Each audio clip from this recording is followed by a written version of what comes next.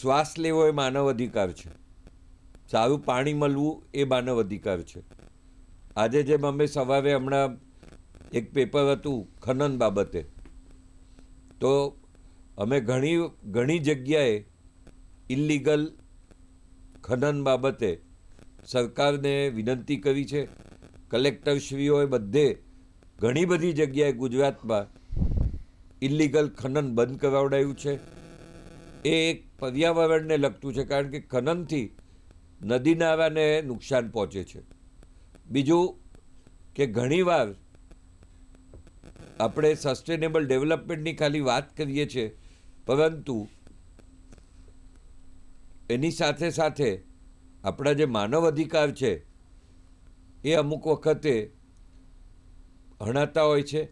તો એ ન હણાય અને લોકોને ન્યાય મળે તેના માટે માનવ અધિકાર આયોગ અને સરકાર બંને ગાડીના બે પૈડાની જેમ ચાલે છે. અમે વિનંતી કરીએ છીએ એટલે તરત સરકાર એના પર ધ્યાન દોરે છે. દાખલા તરીકે રસ્તાઓ છે એ પર્યાવરણનો વિભાગ છે. એક સુપ્રીમ કોર્ટે 1985માં કીધું કે રસ્તાઓ સારા હોવા જોઈએ, એ એક માનવ અધિકાર છે, સારા રસ્તાઓ પર. તો અમે જ્યારે નેશનલ હાઈવે ઓથોરિટીને વિનંતી કરી છે ત્યારે એમણે અચૂક પગલાં લીધા છે. સુપ્રિન્ટેન્ડન્ટ ઓફ પોલીસે પણ પગલાં લીધા છે. દાખલા તરીકે બનાસકાંઠા અને હિંમતનગર વચ્ચે એક જાતની મારુતિ વાન ચાલે છે, જેમાં એ લોકો પાછળના દરવાજા ખુલ્લા મૂકી દે છે, જે લોકોને જાનના જોખમ થાય છે.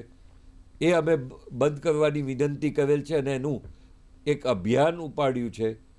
અને તેથી માનવ અધિકાર અને પર્યાવરણ આ બેવને સંકલન કરીને કાર્ય આગળ વધાર્યું છે માનવ અધિકાર આયોગે. અમુક મુદ્દા એવા છે કે જે ગ્રીન ટ્રાઇબ્યુનલમાં જ જઈ શકે તેવામાં અમે હસ્તક્ષેપ કરતા નથી.